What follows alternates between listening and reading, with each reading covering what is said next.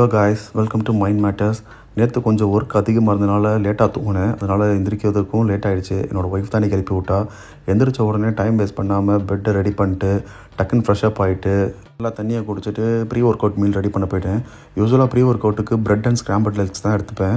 இன்றைக்கி oats way and கூடவே seeds and milk add பண்ணி நல்ல ஒரு ஸ்மூத்தி ரெடி பண்ணி குடிச்சிட்டேன். குடித்ததும் எனக்கு கொஞ்சம் பர்சனல் ஒர்க் இருந்தது. அதை பார்த்துட்டு வழக்கம் போல் ஜிம்முக்கு கிளம்புறதுக்கு முன்னாடி எடுக்கிற கிரியேட்டின் அண்ட் விட்டமின் டேப்லெட்ஸ்லாம் சாப்பிட்டுட்டு அண்ட் போஸ்ட் ஒர்க் அவுட்டுக்காக வேவை கொஞ்சம் பேக் பண்ணிட்டு ஜிம்முக்கு கிளம்பிட்டேன். நேற்று நம்ம புஷ் ஒர்க் அவுட் போட்டோம், இன்றைக்கி புல் ஒர்க் அவுட் தான். ஸோ போனதும் டக்குன்னு warm up and stretcher start பண்ணிட்டு ஃபஸ்ட்டு ஒர்க் அவுட்டாக டெட் லிஃப்ட்டில் இறங்கிட்டேன்.